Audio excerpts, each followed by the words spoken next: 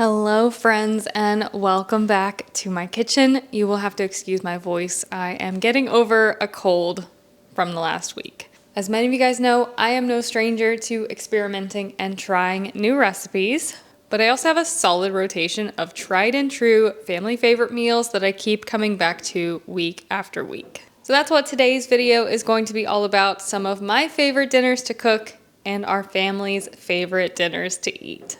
And this first one is a recipe I hold near and dear to my heart. I will never stop making this. I think it is considered my signature dish at this point. And if you try anything from my channel, if you only tried one thing, please let it be this one.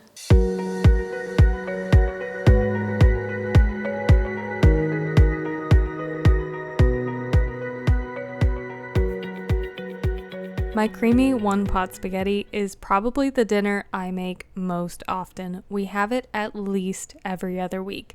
A little over a year ago, I sat down and asked myself, if spaghetti was made like Hamburger Helper, how would it be made? And this is the recipe I came up with. We're going to start by browning up some ground beef in a large skillet over medium-high heat. I'm using about 3/4 pound because that is how I pack it up. You can use more or less depending on what you like. Once that beef is browned, if there's a lot of fat, we can drain some of that off, but you want to leave a little bit of fat to saute your vegetables. Toss in 1 diced bell pepper and 1 diced onion, along with a big old globe of jarred garlic. Let those saute together for just a couple of minutes, then add in 1 jar of your favorite pasta sauce. Mine is Prego Italian sausage and garlic. And to that jar, add 2 cups of broth. I'm using chicken broth because that's what I keep on hand, but if you've got beef or vegetable, feel free to use that instead. Shake it up to get all of that sauce out of the jar and pour it right in. Now for seasoning, I do about 1 tablespoon Italian seasoning and about 2-ish tablespoons of dried Parmesan, and then salt and pepper measured with your heart. I mean, all of it was technically measured with my heart. But let this come up to a boil, then add in about a 1/2 pound of spaghetti, and yes, I break it in half.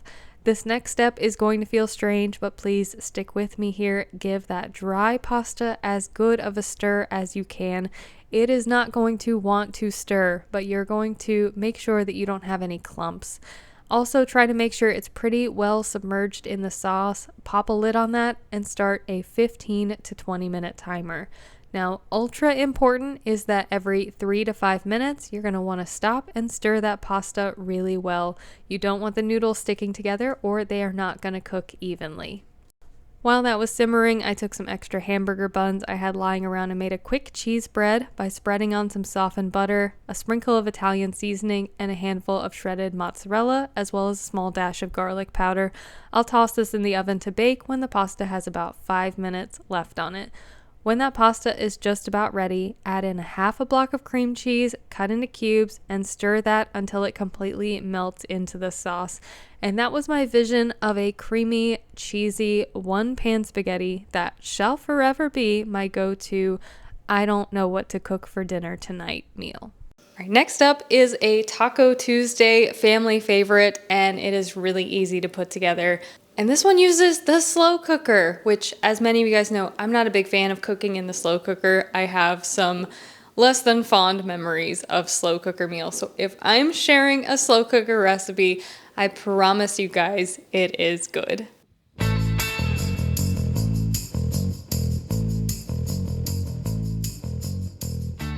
Another dinner we make on repeat around here are these easy chicken enchiladas, and this is one of my favorite meals for busier days because the slow cooker does most of the work for you.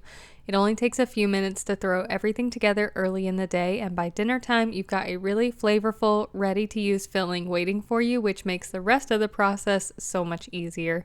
To start, I added 2 to 3 large chicken breasts to the slow cooker, along with a packet of taco seasoning and a 16-ounce jar of chunky salsa. Just mix everything together to make sure the chicken is coated, then let it cook on low for 6 to 8 hours or high for 3 to 4 hours. What you're looking for is chicken that is very tender and easy to shred. Once it's done, I take it out, shred it up with a couple of forks, and then mix it back in with that salsa and seasoning, and it stays really juicy and flavorful. Next, grab a large baking dish and pour about half of a large can of enchilada sauce into the bottom to create a base layer. Then start assembling your enchiladas by filling flour tortillas with some of the shredded chicken and a generous sprinkle of Mexican blend cheese. Roll them up tightly and place them seam side down in the baking dish. Keep going until you either run out of chicken or fill the dish, then pour the rest of that enchilada sauce evenly over top. Finish it off with plenty of shredded cheese, making sure everything is nicely covered. Cover this dish with foil and bake it at 400 degrees for about 20 minutes or until the cheese is fully melted and the edges are bubbling. You can definitely bake it uncovered or even broil it at the end if you prefer a crispier cheese on top, but personally, we love these softer, saucier tortillas with that gooey melted cheese, so I usually keep it covered the entire time it's baking. And this is one of those meals that is really easy to stretch with a few simple sides to make it go a little further. For this one, I kept it simple and added a quick salad of lettuce, tomato, sour cream, and avocado, along with some canned refried beans and prepared Spanish rice, which all come together to make it a really filling, well-rounded dinner. Dinner number 3 is a bit of a throwback for me. I grew up in the 90s, and this is the type of dinner my mom would make on repeat. So it's nostalgic, and I kind of carried that tradition into my adulthood.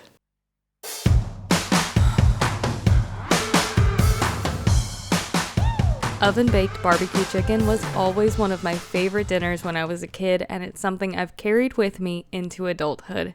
It's super simple to put together, and it always comes out really tender, juicy, and coated in that thick and sticky barbecue sauce. I started by mixing up a simple barbecue rub. I'm making a bigger batch here because I like to keep it in the pantry for future meals, but I will leave my favorite recipe in the caption below, and you can also just use a store-bought rub. Whatever is easiest for you will work perfectly here. For the chicken, I'm using bone-in, skin-on chicken thighs, and I just coat each piece really generously with that dry rub on both sides, making sure everything is nice and covered. Then these go into a 400-degree oven for about 40 minutes. After that, I'll take them out and start brushing them with barbecue sauce on each side every 5 to 10 minutes for another 20 minutes. That helps build up a really sticky caramelized coating, so in total, you're looking at about an hour of bake time. Once they're done, let that chicken rest for a few minutes while you toss together some quick sides. Tonight, I kept it really simple with instant mashed potatoes and a canned vegetable. My family requested corn, so that's what we went with.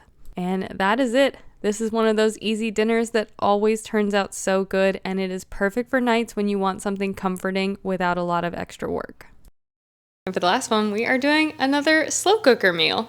So I do make this recipe on repeat, but this was actually my first time making it in the slow cooker. It just so happened that on this particular day, I was thinking to myself, I have energy now, but I don't think I'm gonna have energy a few hours from now to cook dinner. And I knew that this recipe would probably work really good in the slow cooker. So I tried it, it turned out amazing, and I do think that the slow cooker is going to be the way that I make this recipe moving forward.